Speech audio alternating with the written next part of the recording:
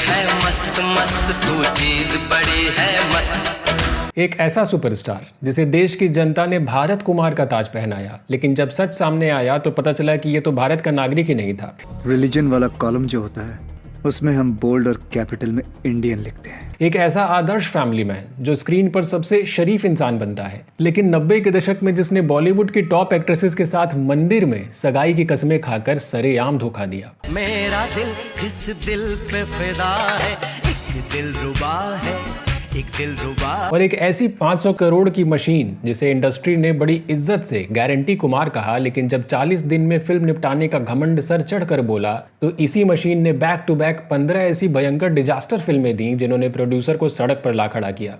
एक तेरा, एक मेरा, दो तेरा, दो मेरा। दोस्तों, ये किसी फिल्म की कहानी नहीं, ये उस इंसान की अनफिल्टर्ड दास्तां है जो आज बॉक्स ऑफिस पर अपनी आखिरी और सबसे बड़ी जंग लड़ने की तैयारी में है। साल 2022 से 2024 के बीच बॉलीवुड के इस सबसे बड़े और सबसे डिसिप्लिन्ड सुपरस्टार ने जो खौफनाक डाउनफॉल देखा है, वो इंडियन सिनेमा के इतिहास का सबसे डार्क और सबसे हैरान करने वाला केस स्टडी बन चुका है।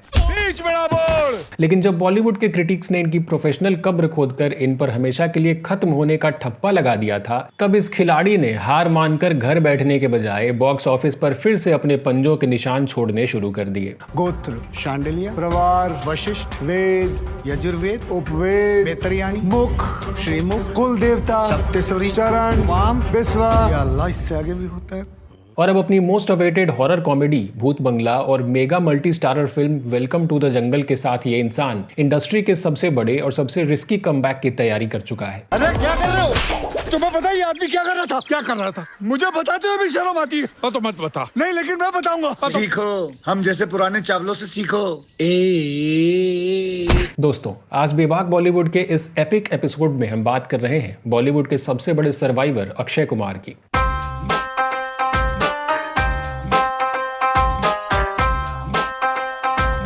लेकिन आज हम किसी पीआर एजेंसी के लिखे हुए देशभक्त वाले स्क्रिप्ट की बात नहीं करेंगे, बल्कि हम गहराई से उस रिपोर्ट की पड़ताल करेंगे जहां एक वेटर ने अपनी भूख मिटाने के लिए बॉलीवुड की मशीनरी को हैक कर लिया, जहां अपने कैसानोवा अवतार से शिल्पा शेट्टी जैसी एक्ट्रेसेस की जिंदगियों में तूफान ला दिया, और जहां एक कैनेडियन पासपोर्ट ने इनकी इमेज की धज्जियां उड़ाकर रख दी। एक बार हमने मुंह बड़ी बहन की इज्जत बचाई थी, उसने हमें लॉरी गिफ्ट में दी थी, और हमने क्या किया, उसका नाम लिख दिया बहन की लॉरी। कुर्सी की पेटी कसकर बांध लीजिए दोस्तों, क्योंकि एक आउटसाइडर की ये खून पसीने, ब्लॉकबस्टर्स और कंट्रोवर्सी से लिखी हुई दास्तान किसी भी थ्रिलर फिल्म से 100 गुना ज्यादा इंटेंस और बेबाक है। सारा कुछ बता तो दिया था, फिर क्यों मारा? आदत है। इस कहानी की जड़ें बॉलीवुड की चकाचौंध से बहुत दूर पुरानी दिल्ली की चांदनी चौक की तंग गलियों से शुरू होती है, जहां राजीव भाटिया नाम का एक लड़का अपने अंदर एक ऐसी भूख लेकर बड़ा हो रहा था जिसे सिर्फ खाना नहीं मिटा सकता था, क्योंकि ये भूख गरीबी से बाहर निकलने की थी, दुनिया को अपनी ताकत दिखाने की थी, और अपनी पहचान को एक ऐसे मुकाम पर ले जाने की थी जहां पैसों के लिए कभी किसी के आगे हाथ ना फैलाना पड़े। मार्शल आर्ट्स सीखने के जुनून में जब ये बैंकॉक पहुंचे तो वहां का सफर किसी फिल्मी हीरो जैसा नहीं था, बल्कि वहां इन्हें एक छोटे से रेस्टोरेंट में वेटर और शेफ का काम करना पड़ा, जहां ये जूठे बर्तन धोते थे, फर्श पर सोते थे और मार्शल आर्ट्स की ट्रेनिंग के लिए अपनी पाई पाई जोड़ते थे। मेहनत से सिर्फ पसीना निकलता है, पैसा नहीं, हमको पैसा चाहिए। मुंबई आने के बाद का सफर भी किसी आउटसाइडर की तरह ही रहा, बेहद क्रूर और दर्दनाक, जहां ये मॉडलिंग के असाइनमेंट्स के लिए धक्के खाते थे, पोर्टफोलियो लेकर स्टूडियोज के बाहर घंटों खड़े रहते थे, और एक बार तो एक एड शूट के लिए फ्लाइट मिस कर देने के कारण इन्हें प्रोड्यूसर से भयंकर बेइज्जती भी सहनी पड़ी। लेकिन उसी बेइज्जती के दर्द और हताशा ने इनके अंदर उस शैतान को जगाया जिसने इन्हें प्रमोद चक्रवर्ती के ऑफिस तक पहुंचाया, और साल 1991 में सौगंध और फिर दीदार जैसी फिल्मों के साथ इन्हें बॉलीवुड में एंट्री मिल सकी।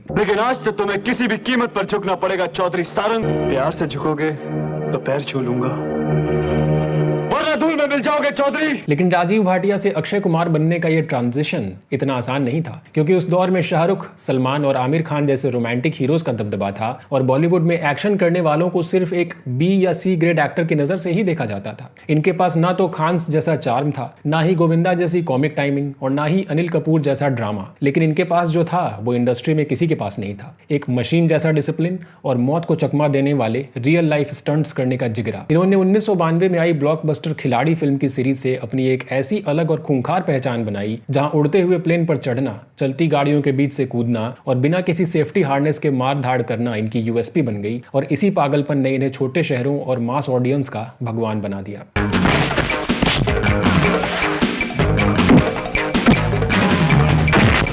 सबसे बड़ा खिलाड़ी, खिलाड़ियों का खिलाड़ी और इंटरनेशनल खिलाड़ी जैसी फिल्मों ने इन्हें बॉलीवुड का इकलौता ब्रूस ली साबित कर दिया। लेकिन इस एक्शन से भरी स्क्रीन इमेज के पीछे एक ऐसा रोमांटिक और चालाक दिमाग काम कर रहा था जिसने 90 के दशक की टॉप एक्ट्रेसेस की जिंदगियों में एक ऐसा बवंडर खड़ा किया जिसके चर्चे आज भी बॉलीवुड के गॉसिप गलियारों में एक डार्क सीक्रेट की तरह दबे हुए हैं। तू एक रेशम की डोर डोर, तेरी चाल पे आशिक मोर मोर, तेरी जुल्फ घड़ी। पर्दे पर भले ही एक सीधे साधे और rough and tough action hero नजर आते थे, लेकिन कैमरे के पीछे इनकी इमेज एक ऐसे कैसानोवा की बन चुकी थी जिसका नाम हर दूसरी फिल्म में एक नई एक्ट्रेस के साथ जुड़ जाता था।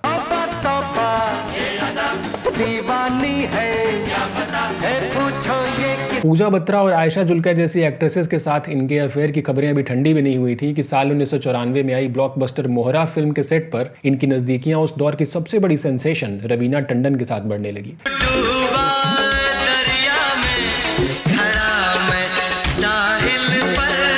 इन दोनों का रिश्ता महज एक पीआर स्टंट नहीं था, बल्कि ये बात इतनी आगे बढ़ चुकी थी कि एक मंदिर में जाकर इन दोनों ने गुपचुप तरीके से सगाई भी कर ली और रवीना टंडन ने अपने करियर के पीक पर होने के बावजूद फिल्मों से दूरी बनानी भी शुरू कर दी क्योंकि अक्षय को एक वर्किंग वाइफ नहीं चाहिए थी। कैसे हो सकता है पूरा पूरा प्यार। कौन सी बात बताइए? वो कुछ नहीं बताया है। माँ इससे मिले सिर्फ एक दिन हुआ है। झूठे? क्या झूठे? लेकिन बॉलीवुड की दुनिया में वादे और कस्में अक्सर किसी नई को स्टार के एंट्री के साथ ही टूट जाते हैं और ऐसा ही कुछ खिलाड़ियों का खिलाड़ी के सेट पर हुआ जहां रेखा के साथ अक्षय की बढ़ती नजदीकियों की खबरों से टूटकर रवीना टंडन ये सगाई ही तोड़ ली। माथा झुकाकर अपनी सूनी मांग को मेरी चुटकी भर सिंदूर से भरना होगा। अपने गले में प्यार का मंगलसूत्र, अपनी हथेली पर प्यार भरी मेहंदी सजानी होगी। दे सकोगी ये कीमत? रवीना ने बाद में कई इंटरव्यूज में टूटे हुए दिल के साथ इस बात का खुलासा किया कि कैसे उनके भरोसे का सरेआम कत्ल किया गया था। When my engagement broke and I was jobless, no work, I couldn't see where I was going ahead. लेकिन खिलाड़ी की शिकार करने की ये फितरत यही नहीं रुकी और जल्दी ही इनकी जिंदगी में एंट्री हुई शिल्पा शेट्टी की, जिनके साथ मैं खिलाड़ी तू अनाड़ी और धड़कन जैसी फिल्मों ने पर्दे पर आग लगा दी।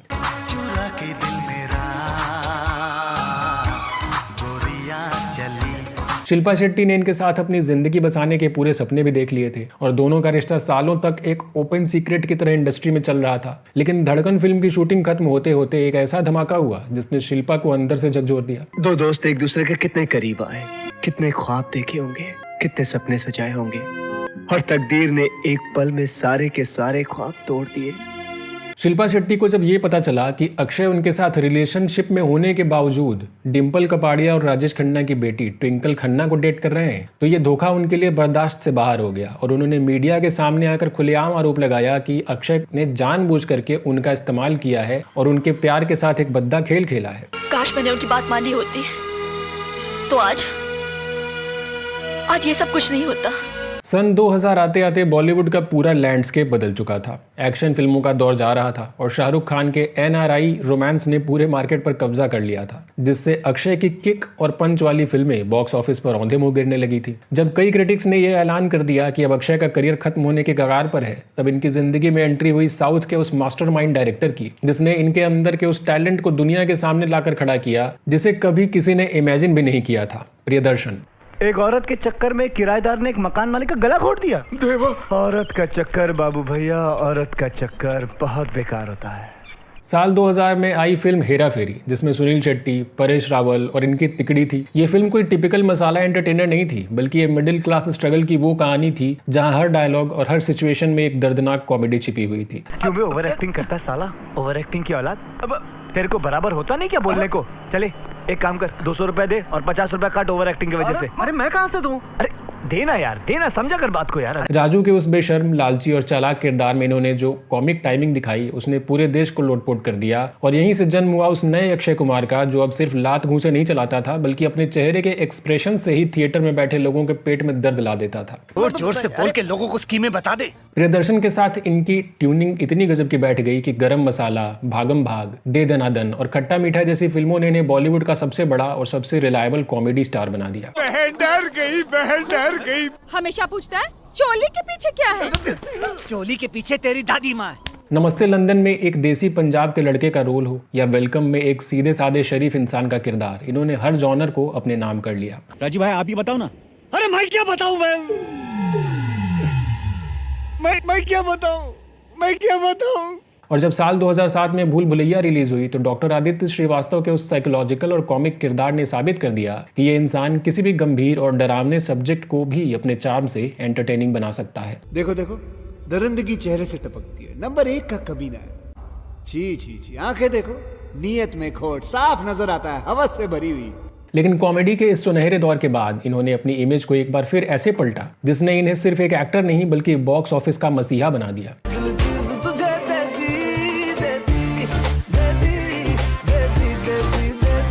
साल 2012 के आसपास जब बॉलीवुड में कंटेंट ड्रिवन सिनेमा का दौर शुरू हुआ तो इस खिलाड़ी ने खुद को सिर्फ हाउसफुल जैसी सक्सेसफुल कॉमेडी फ्रेंचाइज तक सीमित नहीं रखा, बल्कि इन्होंने अपनी स्क्रिप्ट्स के चुनाव में एक ऐसा रिस्क लिया जिसने इनकी पूरे लेगेसी को एक नए मुकाम पर पहुंचा दिया। क्या है, हमारी लेटेस्ट फोटो अब तक फेसबुक पर अपडेट नहीं की है। लोग चलाते हैं तो हम चलने देते हैं, हमें कोई प्रॉब्लम नहीं है। साल 2012 में आई फिल्म ओ माई गॉड में भगवान कृष्ण का वो शांत और फिलोसॉफिकल किरदार हो, या फिर साल 2013 की कल्ट क्लासिक स्पेशल 26 में नकली सीबीआई ऑफिसर अजय सिंह का वो इंटेंस और शार्प अवतार, इन्होंने अपनी पुरानी इमेज को पूरी तरह से तोड़ दिया था। क्या है ये? तुम्हारा सारा सामान सीज हो सकता है, जानते हो तुम? सर प्लीज सर एक ढंग के पेपर नहीं है तुम्हारे पास।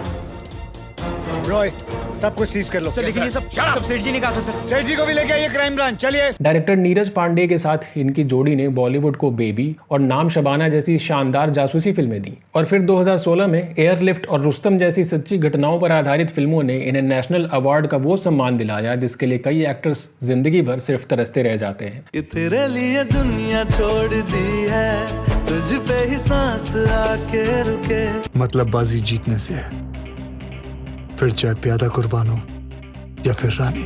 लेकिन बॉक्स ऑफिस पर इनका असली तांडव तब शुरू हुआ जब इन्होंने कॉमर्शियल सिनेमा को सोशल मैसेजेस के साथ जोड़कर एक ऐसा सोशल क्रूसेडर वाला अवतार लिया जिसे सरकार से लेकर गांव के आदमी तक हर कोई पूजने लगा। मत पगली प्यार हो जाएगा, हसमत पगली। जब देश में स्वच्छता अभियान और महिलाओं के अधिकारों की बात हो रही थी तब इन्होंने टॉयलेट एक प्रेम कथा और पैडमैन जैसी फिल्में देकर उन मुद्दों को मेन स्ट्रीम सिनेमा का हिस्सा बना दिया जिन पर बात करने से भी लोग कतराते थे। I believe in big man, strong man, not making country strong. Woman strong, mother strong, sister strong, then country strong.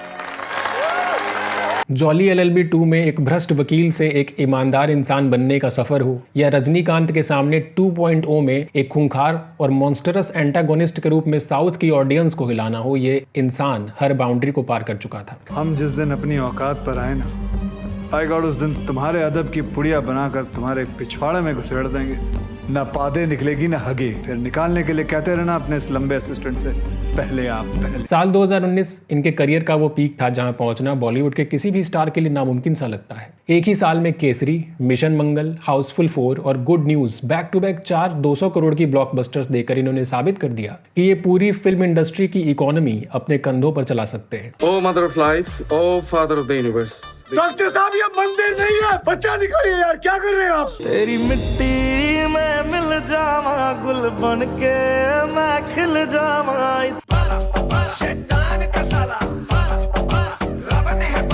और जब कोरोना के भयंकर सन्नाटे के बाद साल 2021 में सिनेमाघर मौत के कगार पर खड़े थे तब रोहित शेट्टी की सूर्यवंशी में अपनी ग्रैंड एंट्री से इन्होंने थिएटर्स में वापस जान फूंक दी और बॉक्स ऑफिस पर 300 करोड़ की आंधी लाकर बॉलीवुड के सूखे को भी खत्म कर दिया। पब्लिक को मालूम है कौन आने वाला है? Suryavanshi.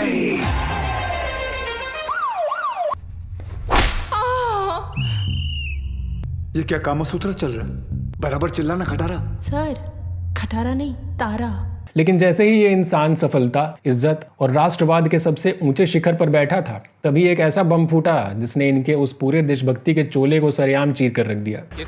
Officer, Indian. Officer, Indian. We're friends of... Passport. Show me the passport. No passport, but we assure you. एक तरफ स्क्रीन पर ये भारत के वीर जवानों और ऐतिहासिक नायकों का किरदार निभा रहे थे, और दूसरी तरफ साल 2019 के आम चुनावों के दौरान जब इन्होंने वोट नहीं डाला तो पूरे देश में एक बवाल खड़ा हो गया। और तभी ये कड़वा सच दुनिया के सामने आया कि भारत की देशभक्ति पर ज्ञान देने वाले, भारत के किसानों की बात करने वाले इस सबसे बड़े देशभक्त के पास असल में भारत की नागरिकता है ही नहीं, बल्कि ये एक कैनेडियन सिटीजन है। सोशल मीडिया पर इन्हें बुरी तरह से ट्रोल किया गया। लोगों ने इन्हें कनाडा कुमार का नाम दे दिया और इनके ऊपर सीधा आरोप लगाया गया कि ये इंसान सिर्फ पैसा कमाने के लिए भारत की भावनाओं के साथ खेल रहा है, जबकि इसका असली घर और वफादारी तो कनाडा में है। आओ झुककर सलाम करें उन्हें जिनके हिस्से में ये मुकाम आता है।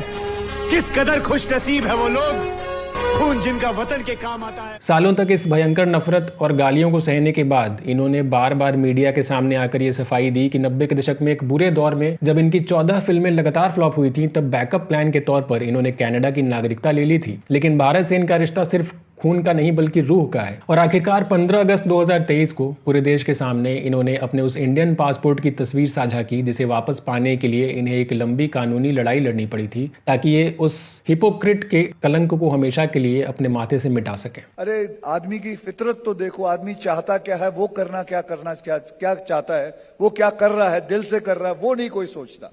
लेकिन चलिए, वो भी मैंने खत्म कर दिया, वो भी मैंने दे दिया, ठीक है, खत्म हो गई बात। लेकिन नागरिकता के वापस मिलने तक बॉक्स ऑफिस की दुनिया में एक ऐसा भूचाल आ चुका था जिसने इनकी उस 500 करोड़ वाली मशीन को पूरी तरह से ठप करके रख दिया। दरअसल महामारी के बाद OTT प्लेटफॉर्म्स ने दर्शकों को वर्ल्ड क्लास सिनेमा और मास्टरपीस कहानियों का वो स्वाद चखा दिया था जिसके बाद ऑडियंस का नजरिया हमेशा के लिए बदल गया। जब सिनेमा घर दोबारा खुले तो जनता ने यह साफ कर दिया था कि वो अब सिर्फ किसी सुपरस्टार के चेहरे को देखने के लिए अपने खून पसीने का पैसा खर्च करने नहीं जाएंगे। लेकिन इन्होंने इस बदलाव को पढ़ने में बहुत बड़ी गलती कर दी और ये अपने उसी पुराने 40 डेज शूटिंग फॉर्मूला पर टिके रहे, जहां ये एक साल में 4 से 5 फिल्में किसी फैक्ट्री के प्रोडक्ट की तरह शूट करते थे। सुबह 6 बजे सेट पर आते थे, बिना कोई गहरा रिसर्च किए अपनी लाइंस बोलते थे और अगली फिल्म के सेट पर चले जाते थे।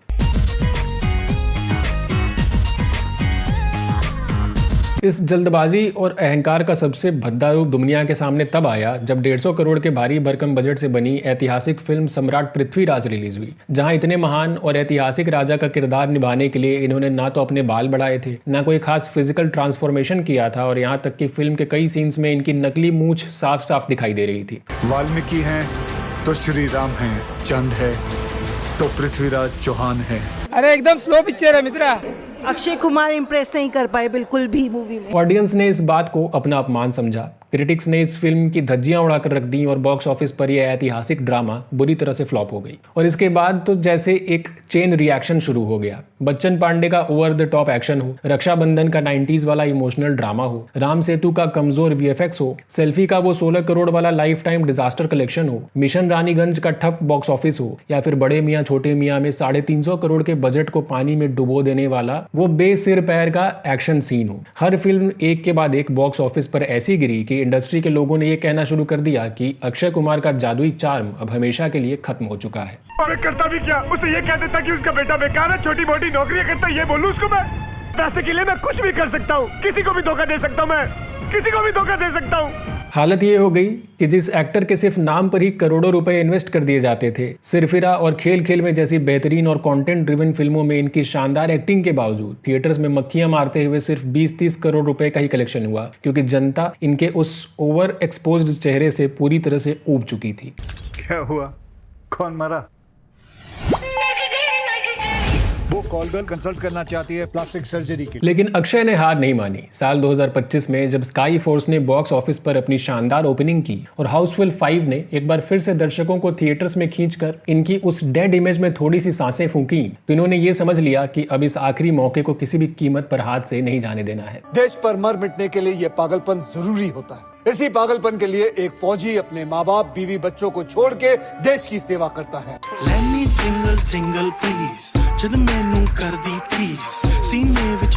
इन्होंने अपने ईगो को साइड में रखकर वापस उसी डायरेक्टर का हाथ थामने का फैसला किया जिसने इनके करियर के सबसे बुरे दौर में इन्हें हेरा फेरी करके बचाया था, वही प्रियदर्शन। देने वाला जब भी देता देता छप्पड़ फाड़ के, पूरे 14 साल बाद ये आइकॉनिक जोड़ी वापस आ रही है अपनी हॉरर कॉमेडी भूत बंगला के साथ। और इस फिल्म ने धुरंधर 2 के सुनामी वाले क्लैश से बचने के लिए बहुत ही समझदारी से अपनी रिलीज डेट को एडजस्ट भी किया है। तुम्हें नहीं लगता कि भूत सच में होते हैं? घंटा होते हैं भूत, सच में भूत सच में होते हैं।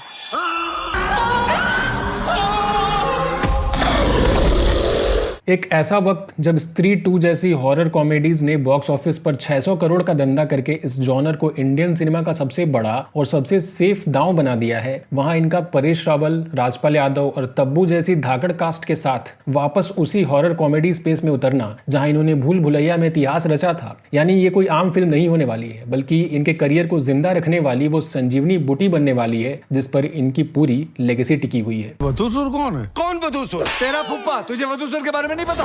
क्या पैलेस मिला है? बकिंगम पैलेस से 2 कमरे कम होंगे बस।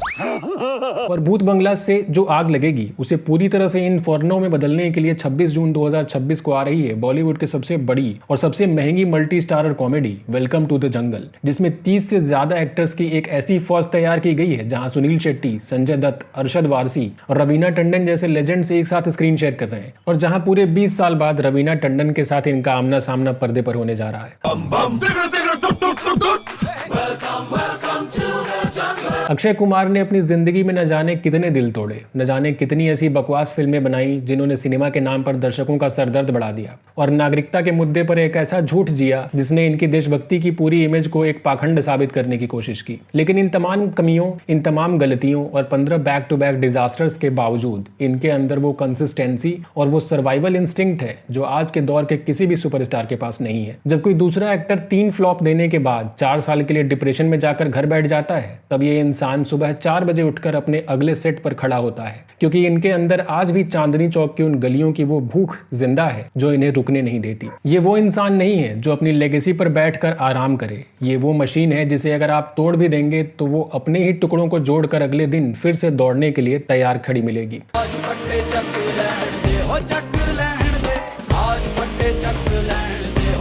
तो दोस्तों, क्या अक्षय कुमार एक महान एक्टर है जिसने हर जॉनर में खुद को साबित किया, या फिर ये सिर्फ एक चालाक बिजनेसमैन है जिसने कला को सिर्फ एक प्रोडक्ट की तरह इस्तेमाल करके हजारों करोड़ का एम्पायर खड़ा कर लिया? अपना जवाब हमें कमेंट्स में जरूर बताइएगा। और अगर एक वेटर से 500 करोड़ की इंडस्ट्री मशीन बनने और फिर उस मशीन के टूटने और जुड़ने की ये दास्तान आपको पसंद आई हो तो वीडियो को एक लाइक जरूर करिएगा और अपने दोस्तों के साथ शेयर करिएगा। ऐसे ही बॉलीवुड के सबसे रियल, सबसे डार्क और सबसे बेबाक सच को गहराई से जानने के लिए सब्सक्राइब करें आपका फेवरेट चैनल बेबाक बॉलीवुड। मिलते हैं अगले वीडियो में एक और बेबाक दास्तान के साथ। तब तक के लिए नमस्कार।